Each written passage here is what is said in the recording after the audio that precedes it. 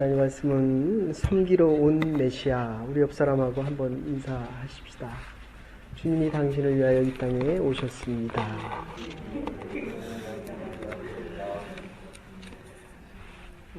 지난번에도 한번 말씀드렸지만 페이스북의 창시자 마크 주크버그가 450억 달러를 우리 돈으로 한 52조 원 되는 돈을 아무 조건 없이 사회에 환원을 했습니다. 이유는 2년 전에 아이를 잃고 3번 유산을 했습니다. 그리고 아이가 태어나는 것을 기념해서 이 아이가 좀 더 나은 세계에 살아갔으면 좋겠다. 그리고 가난한 자도 공부를 할 수 있고 없는 자들도 좀 더 나은 세계에서 살아갈 수 있으면 얼마나 좋을까. 우리 부부가 나이가 더 들기 전에 그때까지 기다리기에는 이 돈을 도네이션 하는 것이 너무 중요한 일이다. 그러니까 이 돈으로 더 많은 사람들이 더 많은 혜택을 받았으면 좋겠다. 우리가 아는 대로 문학가 실버스타인의 작품 중에 아낌없이 주는 나무, 우리가 잘 알고 있는 이야기입니다. 어릴 적에 이 소년이 자기 집 앞에 있는 이 나무 위에 올라가서 놉니다. 그리고 거기다 그네를 걸어놓고 그네를 탑니다.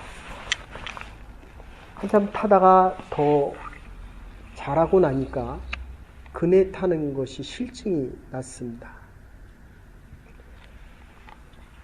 그래서 이제는 그 가지에 열린 그 나무 열매를 따먹기 시작합니다.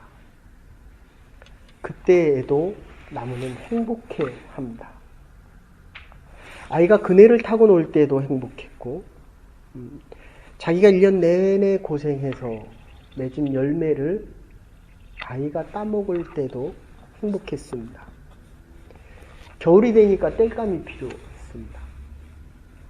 자기의 가지들을 꺾어서 땔감으로 쓰는 것을 보고도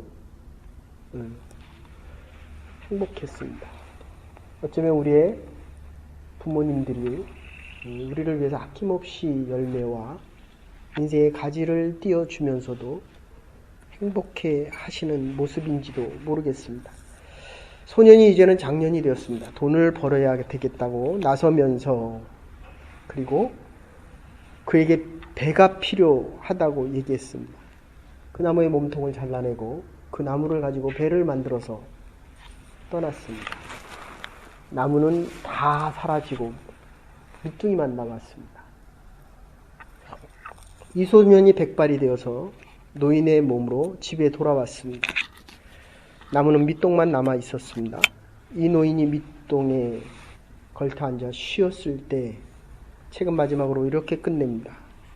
그때도 나무는 너무너무 행복했다. 여러분 무엇을 생각하면서 살아가고 계십니까? 우리 인간에게 어쩌면 가장 슬프게 하는 것이 무엇이라고 생각하십니까? 어쩌면 삶의 목적을 모른다는 것입니다. 왜 살아야 하는지를 모르고 살아갑니다. 왜 세상에 내가 존재하는지, 존재의 의미를 바로 알지 못한다는 것입니다. 다른 말로 얘기하면 행복하기 위하여 살아가는데 정작 행복한 길을 가야 되는지를 모른다는 것입니다. 제가 오늘 이 교회에 들어섰을 때 한 친구가 와서 이렇게 얘기합니다. 목사님 학교를 붙었습니다. 이제 학교 다닐 수 있습니다. 얼마나 고마운 말인지 모릅니다. 그래서 제가 그렇게 대답했습니다. 하나님을 믿는 사람이 당연한 거 아니냐. 그리고 지난주에는 이제 비즈니스를 사인하면서 목사님 사인했습니다. 그러면 목회자는 참 감사합니다. 하나님이 거기다 이렇게 좀 프루프 좀 해주십시오. 이게 하나님의 기업이라는 고백입니다. 행복하게 살고 싶은데 목적을 모르면 행복해야 되는 법을 모르고 살아간다는 것입니다. 그게 불행입니다. 우리가 아는 속담 중에 하루 동안 행복하려면 이발을 해라. 여자분들은 미용실에를 가라. 저희 집사람 미용실 갔다 오면 한 10번 이상은 보는 것 같아요. 보고 또 보고 또 보고. 근데 그게 며칠 갑니까? 하루 행복하려면 이발소를 가라. 일주일을 행복하고 싶으면 여행을 떠나라. 여행 많이 다니십시오. 그런데 일주일 갑니다. 일주일. 한 달 행복하려면 집을 사라. 아무리 좋은 집에 살아도 한 달 이상 안 간다는 것입니다. 1년 행복하고 싶으면 뭐 해라? 결혼을 해라. 제가 보니까 결혼하고 막 오셔서 1년은 정말 행복해 보이셨습니다. 근데 그 행복이 좀 더 갔으면 좋겠습니다. 그런데 일평생 행복하고 싶으면 가진 것을 나누고 살아가라. 다른 사람을 섬기라. 이렇게 이야기합니다. 다른 사람을 섬길 때에 행복이 있다는 것입니다. 섬길 때에 행복이 있는데 섬김을 받으려는 마음으로 살아가고 있기 때문에 불행하다는 것입니다. 특히 한국 사회는 더 그런 것 같습니다.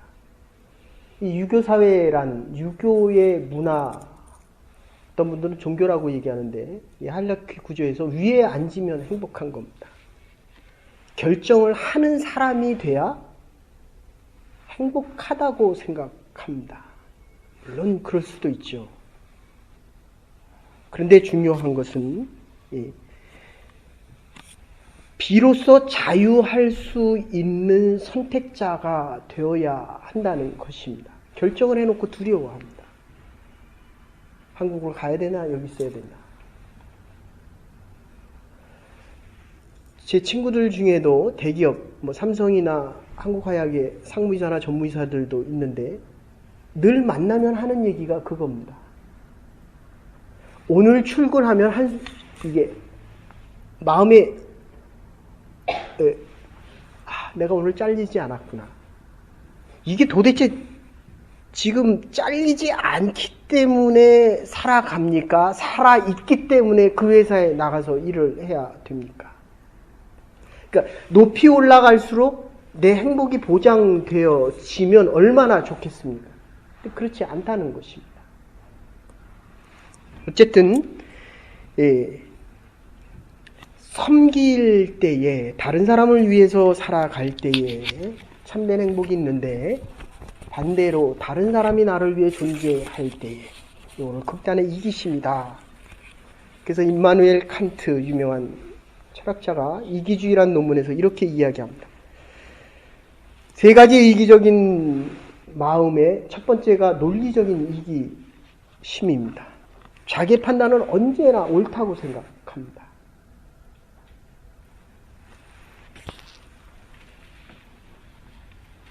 논리적으로 자기는 틀린 것이 없다고 생각하기 때문에 불행한 생을 살아갑니다. 여러분, 이렇게 되면 주위에 사람이 자꾸 없어집니다. 제가 결혼식을 주례할 때마다 마음속에 그런 마음이 있습니다. 네가 항상 옳다는 말을 생각을 좀 반만 접어라.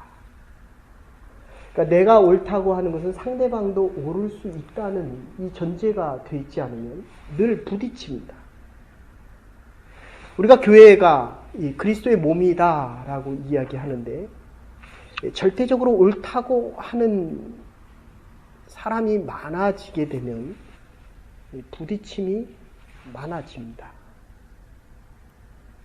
둘째는 미학적 이기심입니다. 자신의 심리적인 취향, 자기의 느낌을 항상 옳다고 생각합니다. 어떤 분들은 자기가 맛있는 거를 다른 사람도 맛있어야 한다, 이렇게 생각하시는 분들이 있습니다. 어떤 분들은, 이 젊은 사람들은 이 가스펠송이 훨씬 더 친밀합니다. 교회에 더 처음 나오면 교회보다는 밖에서 하나님의 말씀을 접하기를 훨씬 더 쉽게 여깁니다. 근데 이 심리적인 취향이라는 것은 내가 좋으면 너도 좋아야 합니다. 내가 좋으면 남편도 좋아야 된다. 이게 심리적인 취향입니다. 세 번째는 도덕적인 이기심입니다. 자기 자신이 모든 행동의 목적과 중심이 되고 자기에게 유익하지 않은 일은 다 나쁘다고 생각하게 됩니다. 객관적인 기준이 있는 것이 아니라 내가 기준이 되어 나에게 이득이 되면 이로운 것이고 나에게 해가 되면 악한 것입니다. 참 어려운 이야기입니다. 그런데 오늘 본문에서 보시면 예수님께서는 이 땅에 오신 이유가 그저 섬기기 위해서 왔다는 것입니다. 섬기러 왔고 섬기시고 섬김으로 대속 우리의 죄를 위해 십자가에 달려 돌아가셨다는 것입니다. 본래적이고 근본적인 목적이 바로 섬기러 왔다는 것입니다. 이걸 디아코니아 이렇게 이야기합니다. 다른 사람을 섬기기 위해 오셨다는 것입니다. 섬긴다는 건 본래적이고 자발적이고 자원적입니다. 자발적이 아닌 것은 섬김이 아니라는 것입니다. 확실한 목적을 가지고 그리고 섬기려는 의도가 있어야 합니다. 이게 없으면 주는 것이 아니라 빼앗기는 것입니다. 그래서 우리가 인생을 살아가면서 정체성을 가지고 주도권을 가지고 다른 사람에게 주며 섬길 수 있다. 내가 주면, 자발적으로 주면 자유함 속에서 주면 준 것이지만 달라고 해서 주면 빼앗긴 겁니다. 그래서 우리 내년표가 그리스도의 터 위에 든든히 서가는 하나님의 교회입니다. 하나님께서 예수 그리스도를 이 땅에 보내셔서 우리가 성탄을 기다립니다.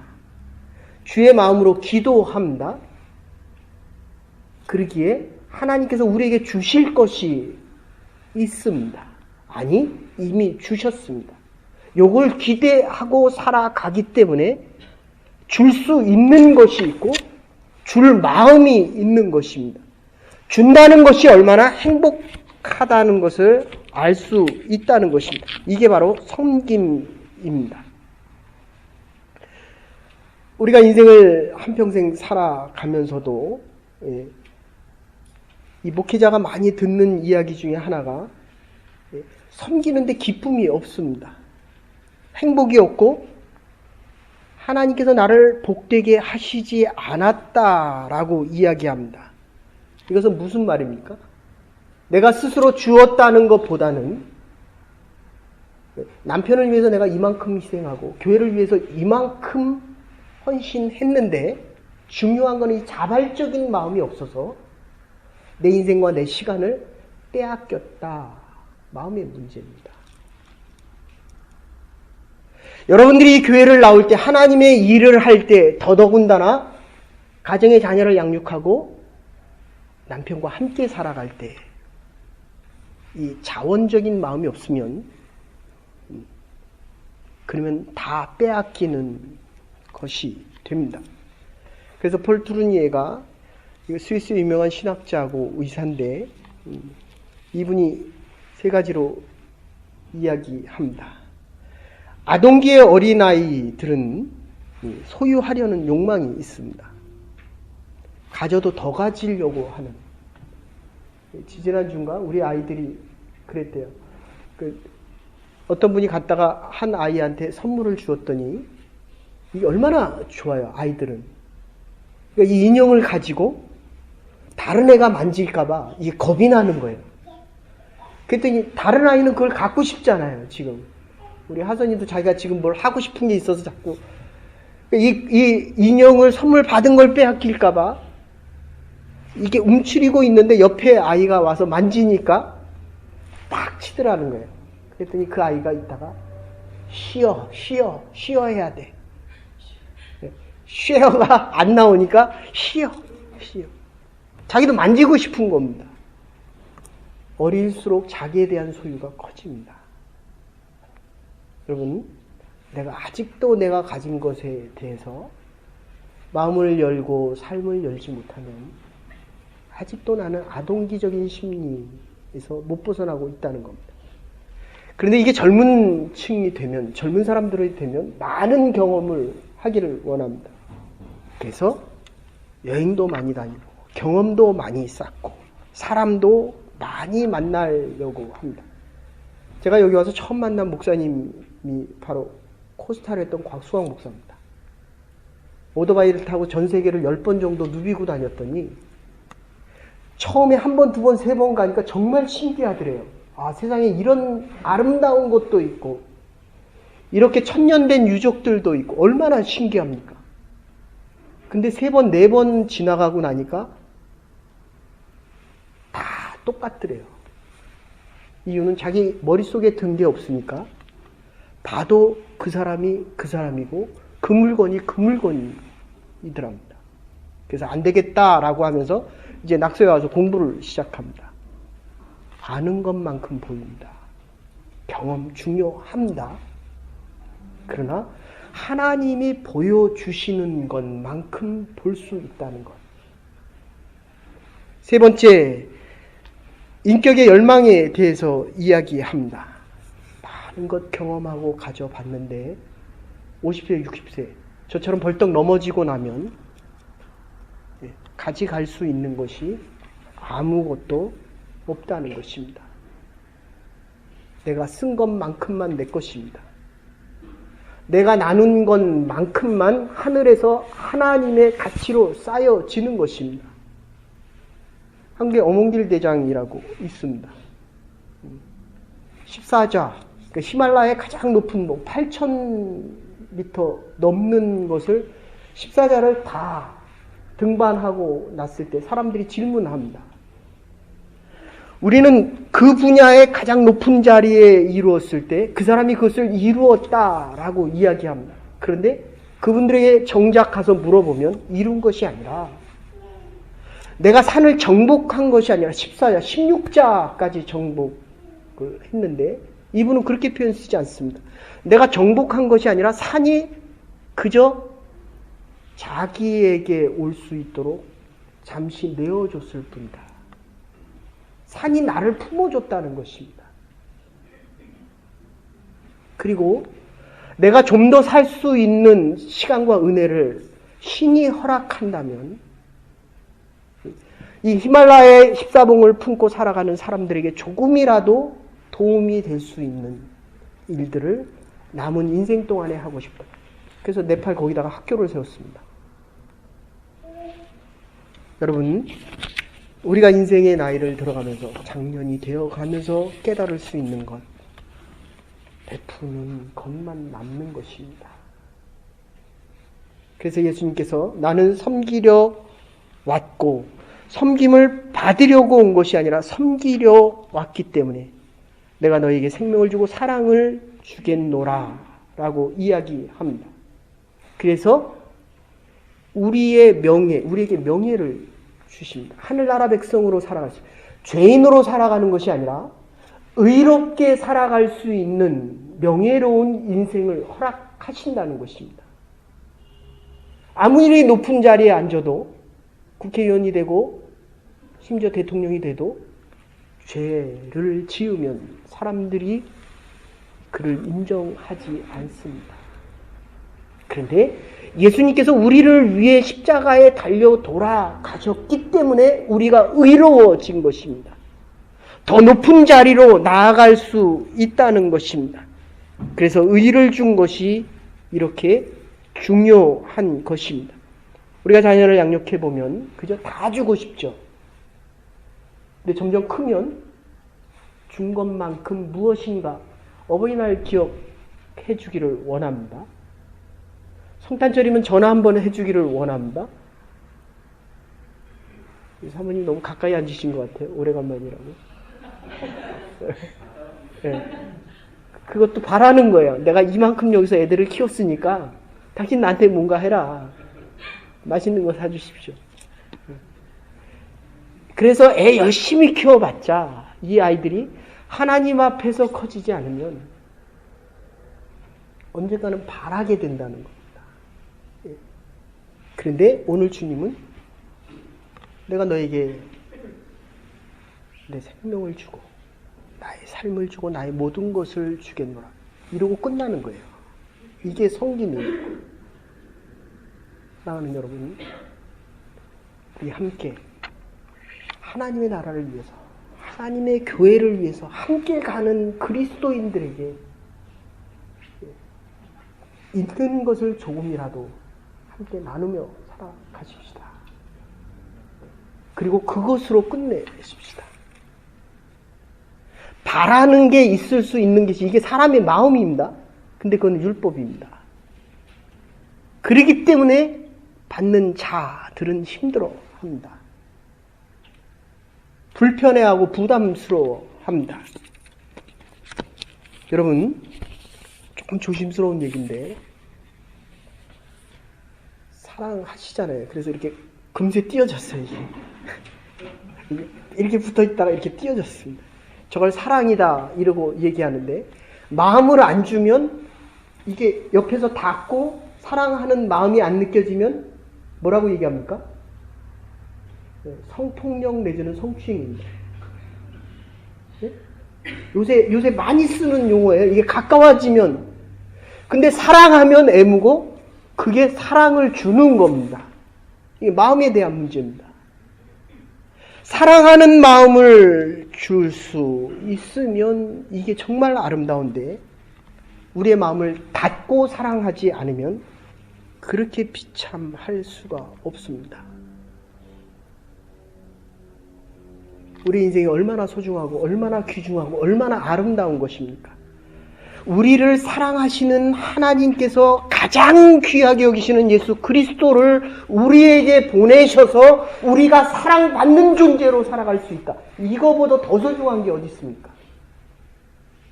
저와 여러분들은 사랑받은 자들입니다. 그렇기 때문에 사랑을 할 수가 있다는 것입니다. 그런데 이게 마음이 닫히면 가장 비참하고 가장 어려운 인생을, 빼앗기는 인생을 살아갈 수밖에 없다는 것입니다. 받고 싶은 마음에서 마음을 확 돌려서 베푸는 마음으로, 주는 마음으로, 섬기는 마음으로 살아갈 수 있어야 한다는 것입니다. 사도행전 20장 35절, 그래서 받는 것보다 주는 자가 복이 있다라고 이야기합니다. 페르시아의 왕 사이러스가 전쟁을 하고 이웃나라를 전쟁에서 이겨서 거의 왕자와 왕자의 부인과 왕자의 자식을 잡아왔습니다. 그리고 이제 처형을 하려고 심판을 합니다. 재판을 합니다. 내가 너를 지금 재판을 해서 적국의 왕자이기 때문에 너를 죽이려고 하는데 혹시 내가 너를 살려준다면 넌 나에게 뭘 줄 것이냐? 나의 왕국과 나의 재산을 반을 주겠습니다. 그러면 네 자식을 살려주면 뭘 주겠냐? 저는 왕국의 전부와 내 재산의 전부를 드리겠습니다. 그러면 저 목사님 가정처럼 네 아내를 살려주면 뭘 주겠냐? 뭐 주시겠습니까, 목사님? 저를 드리겠습니다. 저를. 이게 부부예요. 이게 행복이고 이게 사랑인 겁니다. 내 남편을 위해서 나를 드릴 수 있겠습니까? 그랬더니 이 사이프러스 왕이 있다가 야, 정말 참 대단하다. 그리고 이 아름다운 사랑 때문에 풀어줬습니다. 집에 와서 아내에게 물어봅니다. 이 왕자가 참 멋있는 왕자, 멋있는 왕 아니냐? 생기기로 잘생겼고, 그리고 우리의 사랑을 보고 사랑을 알고 사랑에 대한 대답으로 우리를 풀어준 게 얼마나 고마운 일이냐. 당신은 오늘 그 왕에 대해서, 사이러스 왕에 대해서 어떤 생각을 하느냐? 그랬더니 이 아내가 그렇게 대답합니다. 나는 오늘 본 것이 아무것도 없습니다. 나는 오직 당신의 얼굴만을 바라보았기 때문에 그 왕이 어떤 모습이었고 어떤 말을 했고 어떤 생각을 했는지조차도 나는 모르겠습니다. 내가 본 그 남자 한 사람은 오직 내가 사랑하는 당신이었습니다. 이 사순절 마지막 주간에 주님께서 우리를 위해 오셨습니다. 우리가 그분만을 바라볼 수 있어야 합니다. 그리스도를 주로 고백할 뿐입니다. 우리는 그를 따르고 그를 본받고 그를 배울 것입니다. 그가 어떻게 인생을 살았고 그가 33년 동안 어떻게 죽으셨소, 그가 얼마나 행복하셨는가를 배울 수 있어야 합니다. 이것을 따라갈 수 있어야 합니다. 나는 곧 길이요 진리요 생명이니 나로 말미암지 않고 누구로 아버지께로 올 자가 없느니라. 주님의 삶의 길입니다. 섬기러 왔기 때문에 그 길을 따라서만이 그가 누리던 행복을 우리가 얻을 수 있기 때문입니다. 요한복음 12장 24절에 미랄이 한 알에 떨어져 땅에 떨어져 죽으면 많은 열매를 맺고 썩지 아니하면 아무 열매도 맺지 못한다고 이야기합니다. 우리의 섬김과 사랑이 많은 열매를 맺게 될 것입니다. 주님의 말씀을 기억하고 주님의 사신 길을 따라가고 주님이 행복했던 그 길을 따라갈 때 이 섬김의 길 속에서 우리도 섬기는 자로 살아가며 하늘의 축복과 영광을 받으며 살아갈 수 있을 것입니다. 섬기러 오신 메시아를 기억하며 섬기는 자로 살아가며 영원한 생명 속에 살아갈 수 있는 부름받은 주의 백성들 될 수 있기를 주의 이름으로 축원합니다. 사랑과 은혜가 많으신 여호와 하나님, 오늘 주의 말씀 속에 우리를 위하여 오신 예수 그리스도의 섬김 때문에 남은 인생을 섬기며 섬기는 자, 섬기러 이 땅에